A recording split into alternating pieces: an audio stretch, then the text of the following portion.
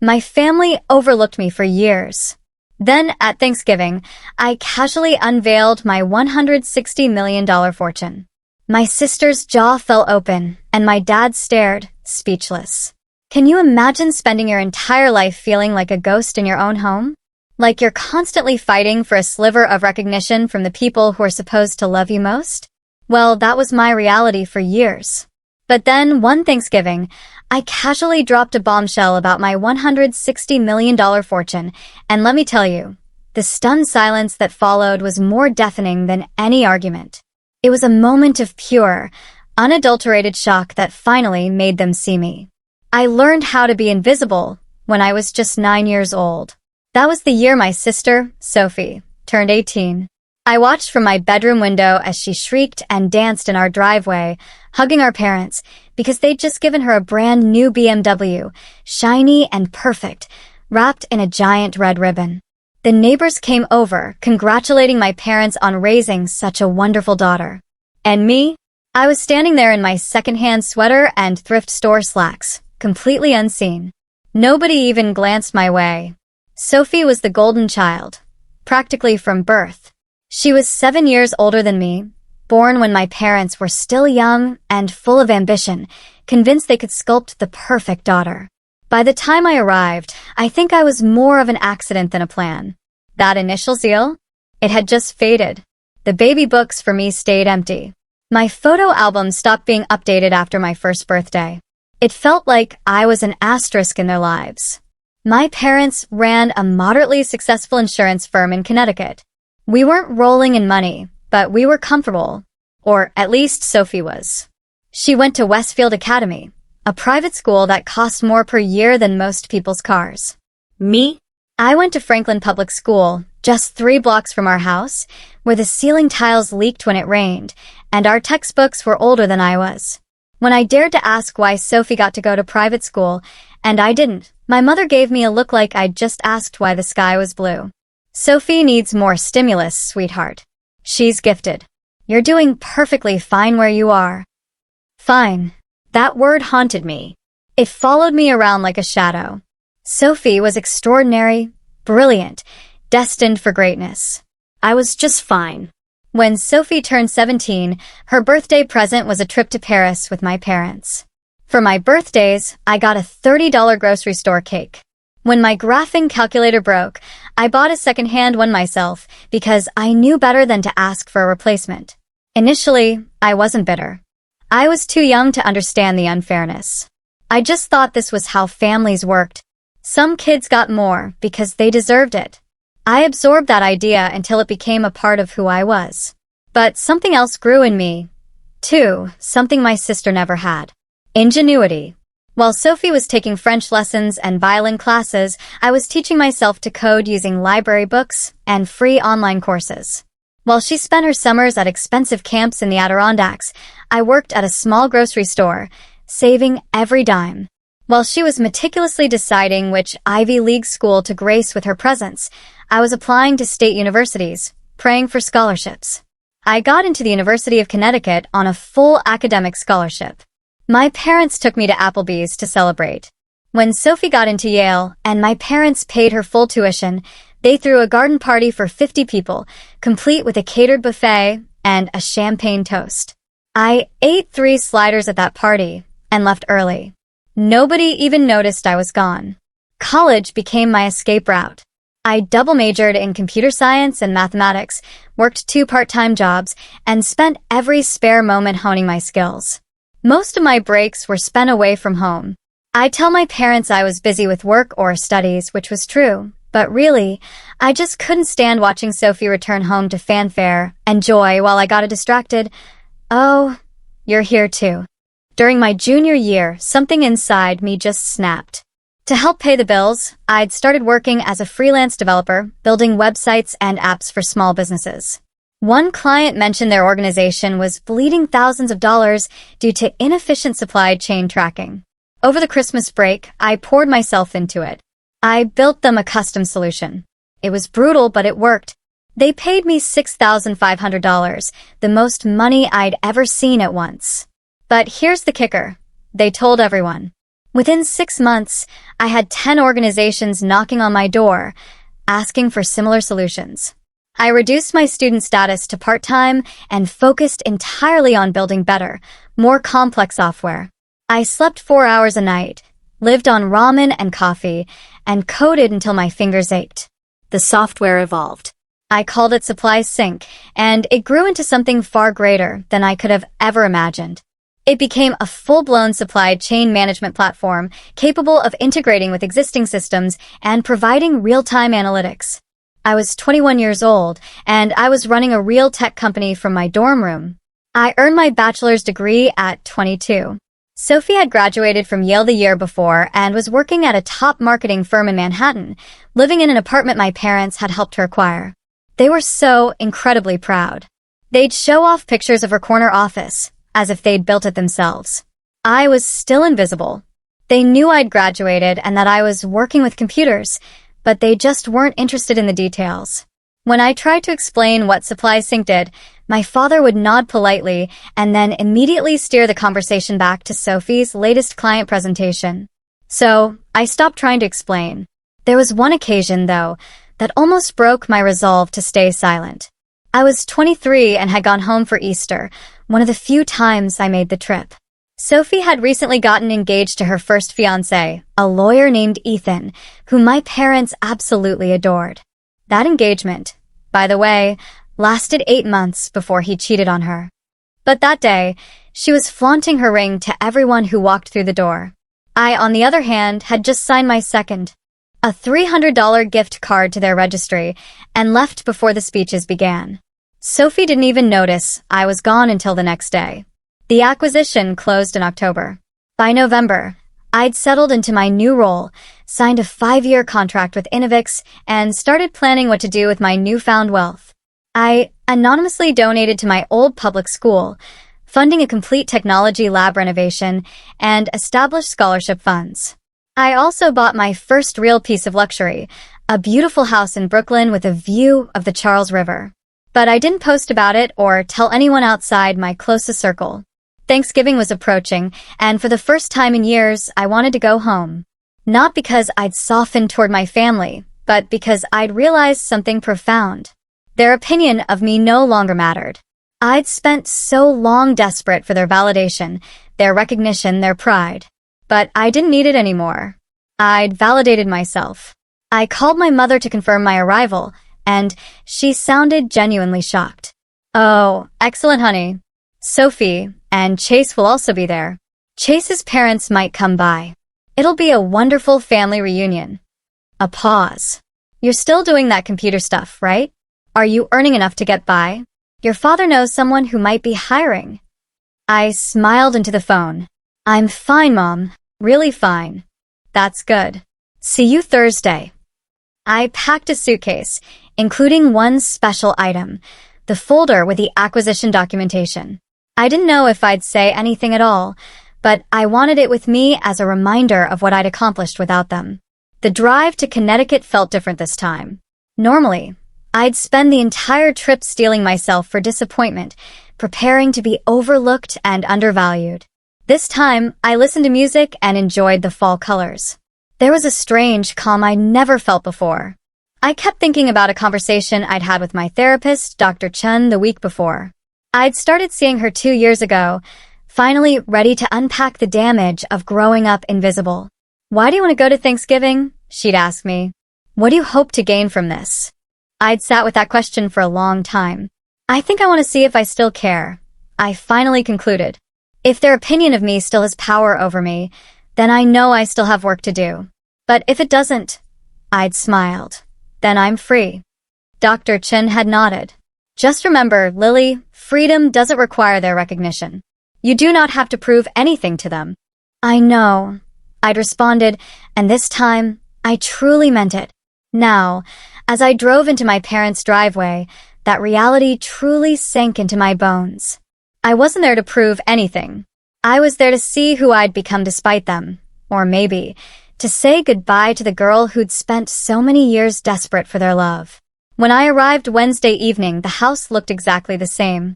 The manicured lawn, the expensive cars in the driveway, Sophie's BMW had been upgraded to a Mercedes 2 years ago. The same chandelier gleamed through the front window. Mom greeted me at the door with an instinctive hug. "You made it. Come inside. Come inside." Sophie and Chase are in the living room. Sophie looked up from the couch where she was scrolling through her phone. Chase sat beside her, looking exactly like every hedge fund manager I'd ever seen. An expensive suit even on a casual Wednesday, perfectly styled hair, and a watch that cost more than most people's cars. Sophie had always been beautiful, tall, blonde, effortlessly graceful, turning heads wherever she went. "Hey, Sophie mumbled, her focus already returning to her phone. "Long time." "Hey," I said, putting down my luggage. "How's the wedding planning going?" "Oh my gosh, it's ridiculous. We're looking at venues for next June, and everything excellent is already booked. Mom has been assisting me, thank God. Chase's mother, too. It's basically a full-time job," she remarked, barely glancing up. Dad came in from his study, reading glasses perched on his nose. "Good to see you, Lily. How are things going on the job?" "It's good. Very good." "Still doing computers?" he asked. "Yes, Dad. Still using computers." He nodded, already losing interest. "Well, that's steady employment. I'm hoping for good benefits." Sophie sneered. "Dad, she's a programmer, not a doctor. The advantages are presumably simple." I could have corrected her. I could have highlighted that my benefits package at Innovix Technologies included complete health care, unlimited PTO, stock options, and a personal financial advisor. Instead, I just said they were acceptable. My salary alone was $700,000 a year, not including incentives. Thanksgiving Day arrived with the typical chaos. Mom had been cooking since dawn, rejecting help, but still complaining about how much work it was. Sophie directed Chase around like he was hired staff, having him move furniture and set up the dining room to her specifications. I helped where I could, mostly staying in the kitchen, chopping vegetables, trying not to get in the way. Aunt Laura arrived around noon with her husband, Uncle Dan, and their 2 teenage children, Ryan and Ava. Laura was Mom's older sister, cut from the same cloth, obsessed with appearances and success. Her kids were teenagers with entitled attitudes that stemmed from never being told no. "Lily," Laura air-kissed both my cheeks. "Look at you, still single, I see. Don't worry, honey. The proper guy will come along. You just need to put yourself out there more. Maybe try one of those apps." "I'm not really looking right now, Aunt Laura." "Oh, nonsense. Everyone's looking. You don't want to end up alone, do you?" She turned to Sophie. "Now, Sophie, tell me everything about the wedding. I want all the details." I retreated to the kitchen. Dinner was called at 3 p.m. We all gathered around the extended dining table. Mom and Dad at the heads, Sophie and Chase on one side with Laura's family, and me squeezed in between Ryan and Uncle Dan on the other. "Grace," Dad remarked, "pass the dishes." Conversation began, and as usual, it centered on Sophie. There was turkey, stuffing, mashed potatoes, green bean casserole, and canned cranberry sauce that no one ate. "So, Chase," my dad began. "Sophie tells me you just got promoted." Chase grinned modestly. "Yes, sir. Managing director. It's a significant step up." "That is fantastic. You two are really building a life together. I'm very proud." Dad beamed at them. "Thank you, Mr. Reed. We are very excited about the future." Sophie grasped Chase's hand. "We're searching for properties in Westchester with at least 5 bedrooms and a decent school district. We hope to start a family in a few years." Mom absolutely sparkled. "Oh, Sophie, that's fantastic. You're going to be a lovely mommy." I felt a shift inside me as I observed this exchange. There was no envy or grief, just an almost anthropological wonder. I studied my mother's face as she gazed adoringly at Sophie, trying to remember if she'd ever looked at me that way. I couldn't recall a single instance. Dad was beaming at Chase as if he'd personally selected him from a catalog of perfect sons-in-law. "You have a good head on your shoulders, son. Sophie is blessed to have you." Chase smiled humbly, but I caught a faint smirk, the grin of a guy who understood just how precious he was in this family's eyes. He was the golden son-in-law for the golden daughter, another accomplishment for them to boast about. While building supply sink, I'd reflected on my own dating life, which had been sparse. I'd had relationships, a few serious ones, but I'd never brought anyone home. What was the point? So they could compare him to Chase? So my mother could make that pinched expression she gets when I do anything that draws attention away from Sophie? No. I'd kept that part of my life separate, protected, just like everything else that mattered to me. Laura leaned forward. What is your budget for the home? We're looking in the 1.5 to 2.5 million range, Chase remarked casually, like he was talking about the weather. Everyone made please sounds. Ryan inquired if they'd have a pool, and Ava asked if she could come over. I ate my turkey and said nothing. And the wedding? Laura added. Have you made a budget for it? Sophie laughed. We want it to be unique. We're thinking about $250,000.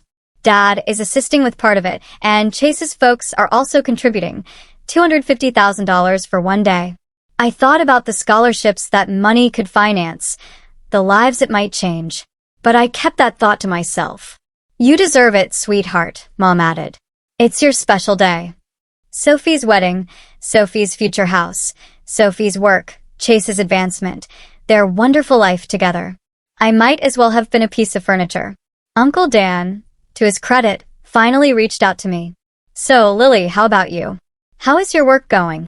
The table went silent, and everyone stared at me with hazy curiosity, as if I were about to deliver a weather report. It's going well, I said simply. Are you still doing computer programming? Dad inquired. Yeah, that's nice, honey. Mom replied in that tone that actually meant, can we get back to talking about Sophie now? Sophie genuinely laughed. Lily is being modest. I'm sure she is doing well with her tiny applications or whatever. Tiny applications. My software handled millions of transactions every day across 4 continents, but they were tiny apps. Actually, I heard myself add, I've recently had some changes at work. Oh, Mom said, perking up slightly. Did you receive a promotion? That's nice, dear. Something like that. Sophie was already looking bored, reaching for her wine glass, while Chase was checking his phone beneath the table. I sold my company, I murmured, and the words hung in the air. Everyone was still digesting, not quite grasping. What is your company? Dad's face wrinkled.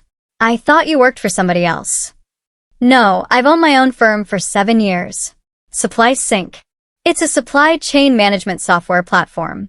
I was the founder and CEO. Sophie's fingers froze halfway to her mouth. Wait, what? I started it in college. I built it up. We conducted operations in 8 nations last month. I sold it to Innovix Technologies. The stillness was oppressive. Laura's fork clattered against her plate. I took a sip of water, allowing the moment to stretch. The sale was $280 million. And after taxes and other charges, I cleared $160 million myself. I apologize. Did you say millions? Yes. That's not possible, Sophie gasped. You're a coder.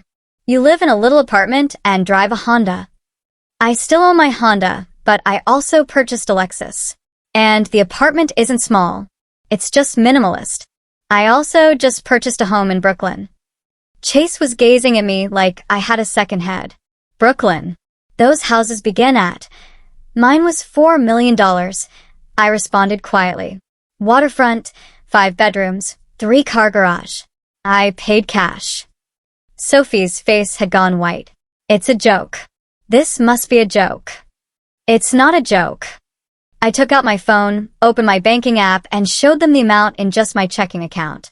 $25,500,000, which I kept liquid. The rest is invested. Laura shrieked, startling everyone. Oh my God. That's real. That's a real number.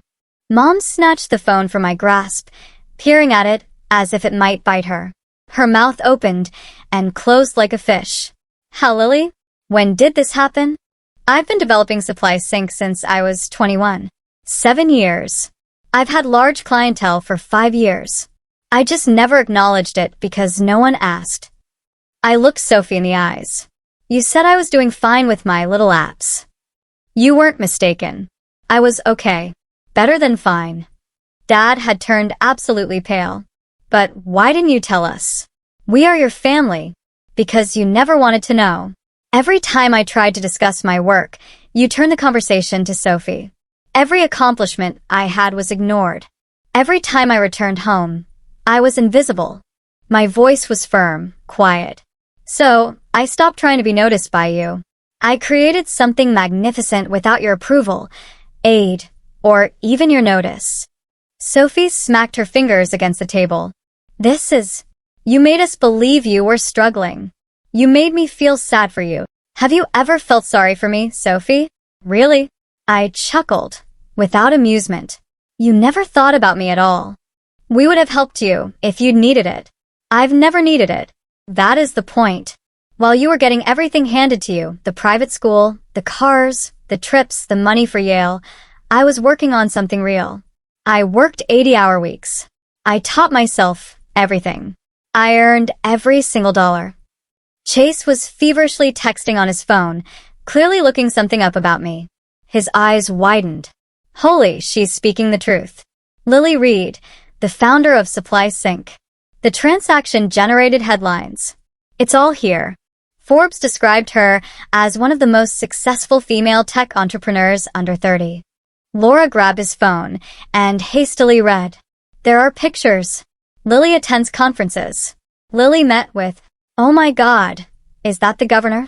Mom was weeping now, mascara dripping down her cheeks. Lily, love, why are you keeping this from us? We are your family. We love you. Do you? The question came out sharper than I had intended. Did you love me when you neglected my birthday 3 years in a row? Did you love me when you spent $200,000 on Sophie's schooling while giving me nothing? Did you adore me when I returned home for Christmas and you didn't have a stocking for me because you forgot I was coming? That's not fair, Dad remarked softly. Isn't it? Name one aspect of my life. One item that is not related to my profession. Name my best friend. Name my favorite meal. Name something that demonstrates you've paid attention to me over the previous decade. Silence. Sophie's face was flushed, and tears streamed down her cheeks. You're intentionally hurting me. You waited until my turn, until everyone was celebrating my life, and you decided to steal it. My moment. I couldn't stop myself from laughing, a dry, bitter sound. Sophie, every moment has been your moment. You have been the focal point of every holiday meal and family event for the past 28 years. This was not anything I had planned. I wasn't sure what I was going to say, but I am so weary of being invisible. You're jealous, Sophie screamed. You've always been jealous of me. I am not jealous of you, Sophie. I am sorry for you. That knocked her cold. What? Everything you own was given to you. Your education, career options, even your job, Dad called in favors to help you obtain that interview, remember? You've never had to battle for anything, never had to prove yourself, never had to question your ability to succeed on your own. And now you're marrying a man who makes good money and planning a life that's comfortable and expected. I hesitated. There's nothing wrong with that lifestyle, but it's nothing extraordinary. It is not remarkable. It's precisely what everyone expected you to have, since that's all you've ever learned how to accept, having things handed to you. Sophie leaped across the table at me. Chase drew her back as she yelled obscenities. Laura was fanning herself as if she might swoon. Mom was weeping into her napkin. Ryan and Ava sat still, eyes wide. Dad finally discovered his voice. Lily, I think you should leave. Yeah. I rose, suddenly tired. I think so, too. I collected my coat and luggage, and as I approached the door, I glanced back to see them all gazing at me.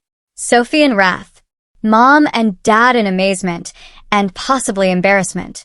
Laura in naked jealousy. For what it's worth, I murmured gently. I didn't come here to ruin anything. I came here because I realized I don't need you to see me anymore. I see myself. I know what I'm worth, and it has nothing to do with money, but everything to do with the fact that I built the life I'm proud of on my own. I walked out. I heard Sophie wailing, Laura's voice rising in excitement, Mom begging Dad to do something. I got in my Lexus and drove away. My phone started blowing up before I even hit the highway. Sophie was calling and texting, screaming at me through voicemail. Mom was crying, asking me to come back so we could talk. Dad was sending stern messages about family loyalty.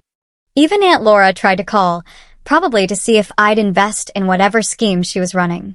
I blocked them all. 3 days later, I received an email from Sophie. It was long, rambling, full of accusations and hurt feelings, but buried in the middle was one sentence that caught my attention. Mom said you bought that house with Dad's money, which you must have stolen from the family business somehow. I laughed out loud in my new living room, looking out at the Charles River. They still couldn't believe it, that the invisible daughter, the afterthought, the one who was okay, had accomplished more than they could have imagined. I didn't respond to the email. My lawyer called a week after Thanksgiving. Your family's attorney got in touch. They argue you owe them recompense for your family's investment in your education and upbringing. They want $5 million. Tell them no, I said, and inform them that if they approach me again, I will file a countersuit for mental anguish and child negligence. I've saved every transaction, bank statement, and record that indicates just how much they invested in Sophie versus me. I will make it public. I never heard from their lawyer again. Christmas came and went, and I spent it in Aspen with friends I'd made in the tech world, people who knew me for what I built, not for being someone's forgotten daughter.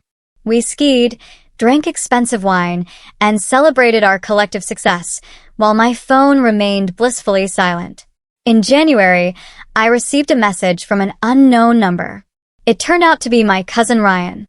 Hello, Lily. I know things are weird with the family, but I wanted to say that what you did was fantastic. You inspired me. I'm going to work hard and create something of my own. Thank you for teaching me that it is possible. I gazed at the message for a long time. Then I typed back, thank you, Ryan. If you ever need help or simply want to speak, I'm here. Create something you are proud of. Perhaps some good would come out of that fiasco of a Thanksgiving after all. Sophie married in June. I wasn't invited, but I saw photographs on social media, and it looked stunning, just like Sophie's fantasy wedding. 6 months ago, I founded a new company focused on AI-driven logistics solutions, bringing in some of my best supply sync employees. I didn't feel anything when I looked at those photos. No anger, no sadness, no satisfaction. We're already getting interest from major players. This time, I'm not building in silence. I'm on panels, giving talks, and mentoring young women in tech. Last month, I was invited to speak at a tech conference at Yale. I almost said no, but then I remembered Sophie walking those halls and how proud my parents had been. So I said yes. My talk was about creating success from nothing, being underestimated, and turning invisibility into an advantage. The audience hung on every word. The Q&A session lasted an hour because there were so many questions. As I was leaving, a young woman approached me, clutching a notebook and looking nervous. Hi, Miss Reed. I just wanted to thank you. I am a first-generation college student. I am here on scholarship and my family has no idea what I'm doing.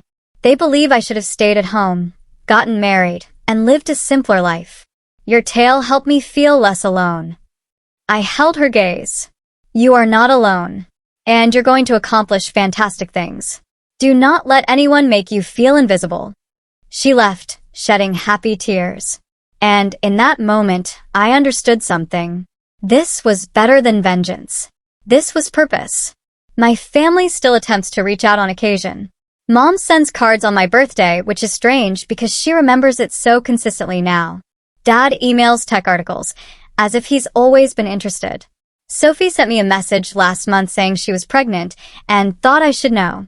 I don't respond, not out of cruelty, but because I've built a life that simply doesn't include them. I have friends who celebrate my victories and support me through challenges. I have colleagues who respect my expertise. I have a future I'm excited about, full of possibilities I've created. I have peace. Sometimes people ask me if I regret how everything happened, if I wish I'd handled Thanksgiving differently. The truth is, I don't know. Maybe I could have been more tactful, less dramatic. Maybe I should have told them years ago, or never told them at all. But I think about that 9-year-old girl watching her sister get a BMW, internalizing the message that she wasn't worth investing in. I think about every dismissive comment, every forgotten moment, every time I was just fine. And I think about the woman I became despite all of that. Or maybe because of it. No, I don't regret it. I earned my invisibility and then my visibility. And I did it my way, on my terms. The money is nice, and the success is gratifying. But the best part is that I finally see myself clearly, which is worth more than $25 million, more than any validation my family could offer. I'm no longer invisible. I'm just now visible to the people who count, including myself. And my father? At that Thanksgiving dinner, after I broke the news of my $25 million liquid cash and the acquisition, after Sophie's tantrum and Laura's scream, after all the turmoil erupted, he just sat there silently, gazing at his plate. He didn't defend me or them. He didn't apologize for all those years of neglect or try to justify the inequality. He didn't congratulate me or express pride. He just sat there, fork in hand, looking like a man who realized too late that he had bet on the wrong daughter his entire life and lost everything that truly mattered in the process. That stillness conveyed more than any words.